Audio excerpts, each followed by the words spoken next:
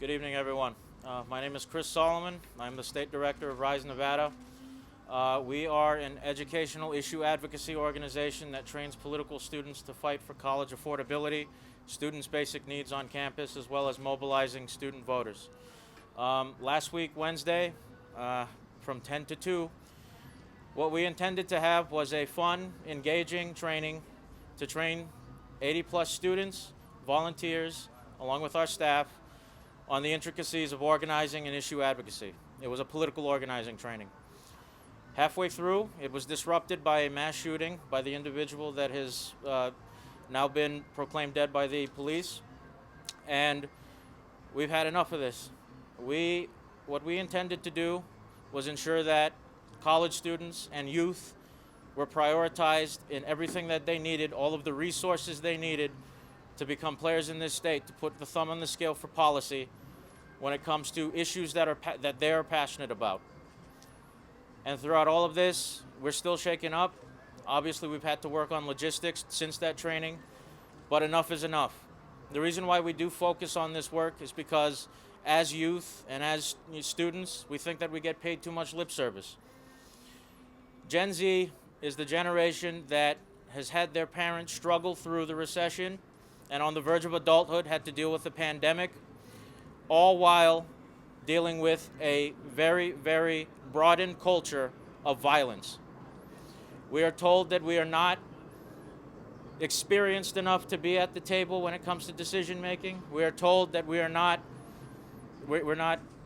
wise enough about the issues that are in front of us. We're told that we are a Gen Z TikTok trend culture.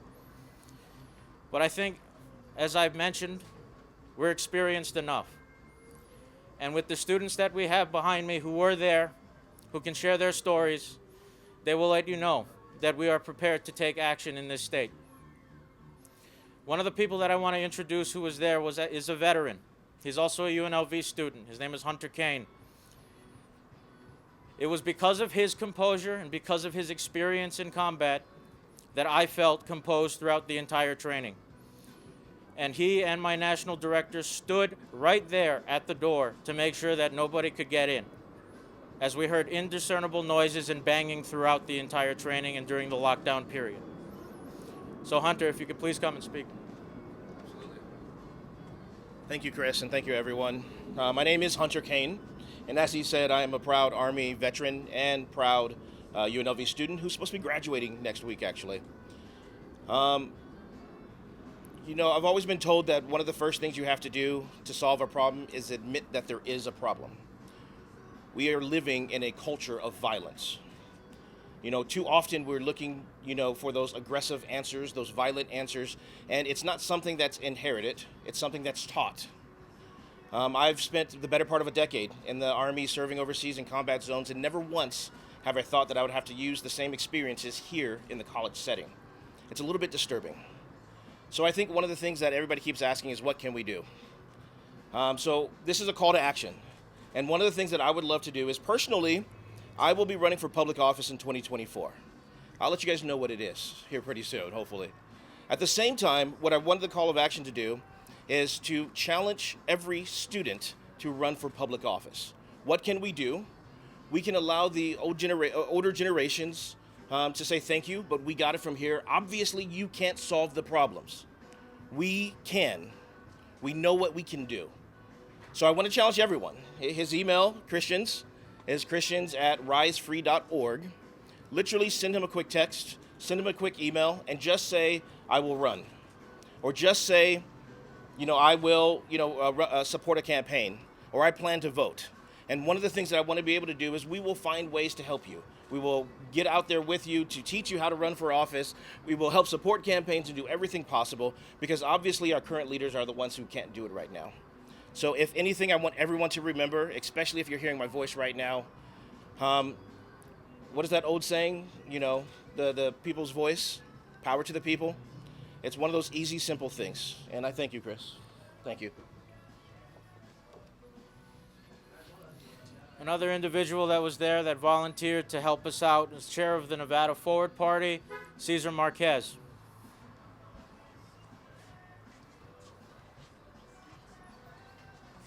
Hi, everyone. My name's Cesar Marquez. I'm the chair of the Nevada Forward Party, and I also do some other advocate work for ballot question number 3 for open primaries and ranked choice voting. And I'm not a student at UNLV. I actually don't even live in Vegas. I live up in Sparks. I was here to support my good friend Chris Salomon and the great work that he's doing. And so I, along with Brendan Moody and other of our volunteers, we were there to support. And we witnessed something that no person should ever, have to go through. And, to me, this just validates why the work that Chris is doing, the work that we're doing is so important.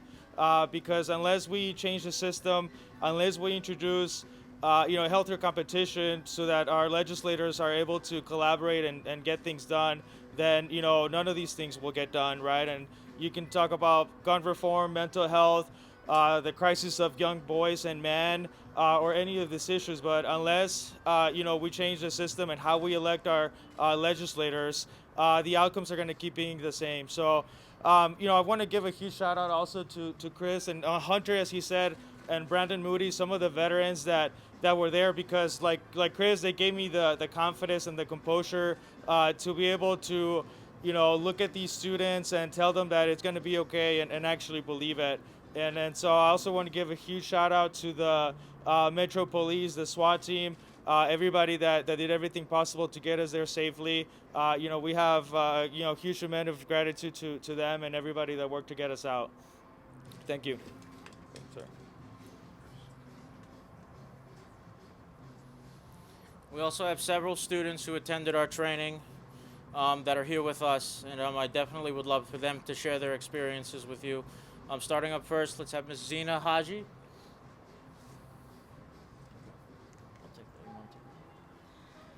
My name is Zena Haji, and I'm a student at UNLV. I'm a political science student, and I'm only 21 years old. We always hear the word just in case, to be prepared of the words just in case.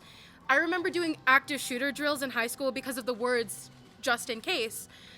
Putting desks on doors and windows. These objects that were meant for writing, for students to write on, were used as barricades. And I remember the giggles and whispers during these drills because we never thought that we would ever need these skills or processes or any of these drills to be able to get through anything. Students all over the nation hear the statement all the time of just in case. And we witness students our own age or younger speak about tragedies that they should have never endured. And while our hearts went out to them, we always hoped that this would be the last one. You always hope that this will never happen again, or to you, or in your city. Shootings affect everyone, and because we all have to be prepared for just in case. Students shouldn't have come out of situations like this hearing, oh, wow, you handled that very well, or good job on taking charge. The only time we should be hearing that is when we are in our classroom competitions or when we're trying to become leaders in our safe spaces or be doing public speaking as of now. Watching the news growing up and seeing the Parkland shooting, and I never thought we would have to repeat it year after year after year. Uvalde was just a reminder. In a month from now, this news will be buried. So this is my call to our government, federal and state. Students have suffered too long. We have seen a news story on a school shooting, praying that it won't happen to us, living the fear of hearing shots, and then going back to normal, hearing about it again or worse. And last Wednesday was our worst.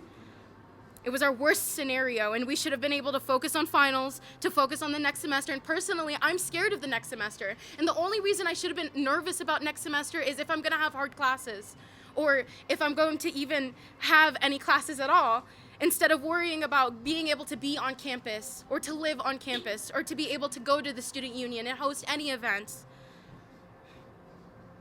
And we shouldn't be worried about any of that. So this is my call to assembly people and council people, representatives of the state, senators of the state, and to Congress. I urge you to listen. We are tired of debate. We are exhausted from waiting on the edge of our seat for you to do something. And we want to move on when it is not benefiting you anymore, when its action is finally completed, when legislation is finally done.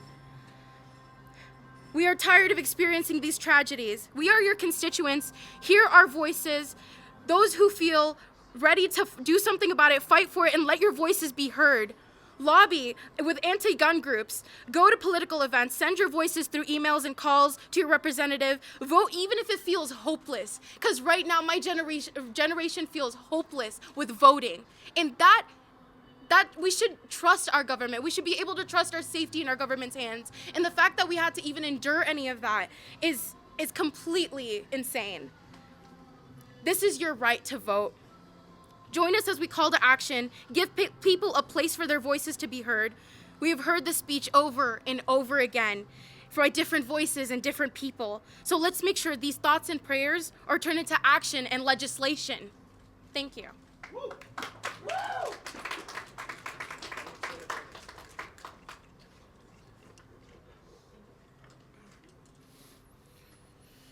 Another student who was there, their name is Millan Gladhill.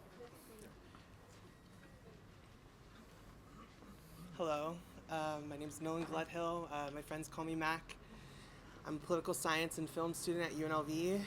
I'll try to keep my remarks brief. I don't want to speak too much about my experience in that room in the student union because it's a little too early, a little too soon. All I will say is that I will be forever haunted by the decision that I had to make of whether to tell my parents goodbye, and I will forever be haunted by the image of blood on concrete.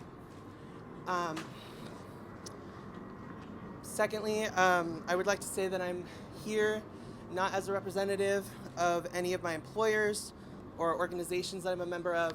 I'm here speaking today as a student and as a Nevadan. I would like to address the young people of Southern Nevada and of our entire state of Nevada. One of my favorite quotes is by Shirley Chisholm, and she says, "If they won't give you a seat at the table, bring a folding chair." It's time that we stop asking for change, and it's time to start demanding it. It's time to ask ourselves what sacrifices we ourselves are willing to make this change possible. We are the leaders we have been waiting for. It's time for us to step up as students and as community members. Thank you.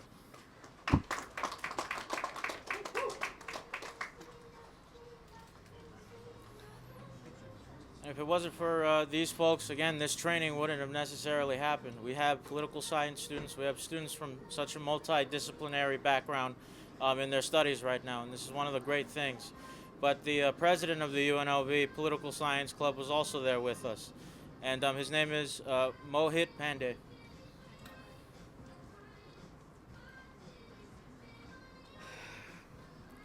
On the 6th, I woke up and looked forward to the Rise U training that I had talked to Chris about and had advertised to my club. I thought I could bring the UNLV Political Science Club to out, have us learn a few things about community organizing, head to my Spanish class, and call it a day. I didn't feel much when it happened. A mix of adrenaline and a focus on comforting those around me I had advertised this event to had consumed me in the moment. Alongside that, I texted my family and friends, wondering whether to say goodbye to them or to tell them it would all be all right. And that's when the squad escorted us out, and I asked, what next? I eventually got to my car and shakily drove home. When I got to bed, I didn't know when I was going to get out of that bed. I was flustered with the feelings of being safe or still feeling in danger, and my sister took me out to dinner. I looked around at the people around me, laughing and talking, and I questioned, should I be there? Should I be happy and be able to conversate, or should they be where I am? Shocked, shaking, and not able to get a word out. My friends talked to me the next day. I talked to them about finals, what break plans we had, and I figured out, should I be thinking about that, or should I still be in that room? What we should be thinking about is those things, finals, or what we're going to do over summer, or like Zena said, what we're going to have next semester, not how did I comfort those around me, what if the shooter had gone into the room we were in. Until today, I still feel like there's a part of me that's in that room. There's a part of all of us that's still in that room. I feel like the world is starting to move on. When I haven't moved an inch, we haven't moved an inch. When we send resources out to those affected, or push for legislation, or hold vigils, or talk to those around us, it's because we keep asking ourselves, what's next?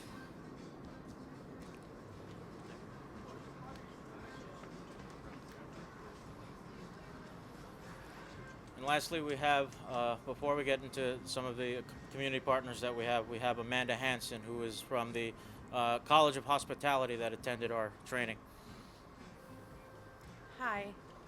I'm not prepared like the other students. I don't know what to say. I was just on campus trying to survive. It was a lot, and the only thing I could think of was my mom and finals. Like, how ridiculous is that you would think or care about finals in a situation like that? But I was with the RISE organization, and they literally took care of us from the begin to the end. They were a beautiful organization that I want to keep with in the next semester. It was a scary time. I'm glad that I survived, and I'm glad that I was with the RISE organization because they literally took care of us. I have nothing else to say. Thank you so much.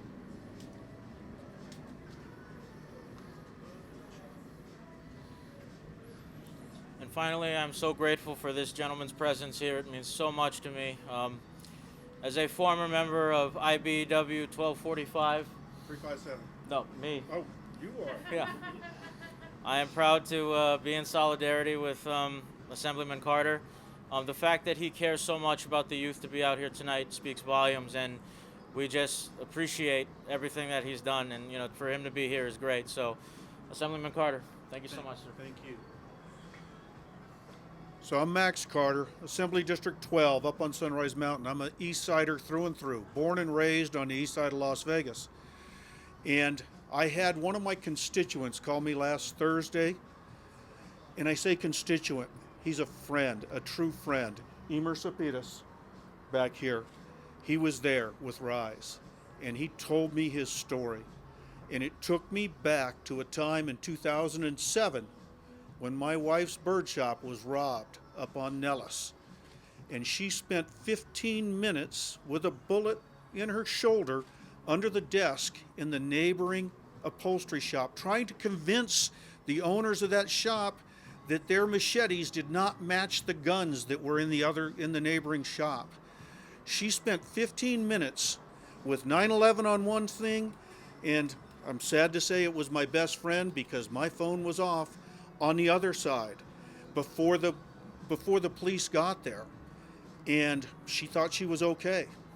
2 months later, we began to live the world of PTSD. I watched this strong, tough woman become subject to panic attacks, to just irrational loss of control because it takes everything away from you. And it was terrible hearing. And you think about these young people that spent hours in that stressful, traumatic situation. I'm very involved in the trauma world now, and I'm worried. I care about, we have hundreds of people that have been affected by this. And the sad thing is from 2007 to now, that it's gotten more wild and more.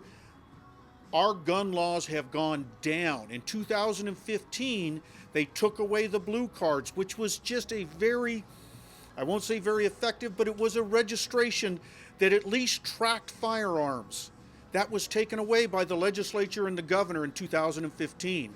They weakened the laws so much. Us in the legislature this time, thanks to Sandra Haji, did our best to start trying to bring those standards back up, and our governor chose to veto all 3 of those bills. So we're still worse off than we were in 2007, and it sucked back then. And I hope that people are going to start listening and start valuing Nevadans over firearms. These young people, they are worth more to our community than the firearms that are protected so vehemently by so many people. And please, if I can do anything to help, Emer, you're a strong man. Thank you.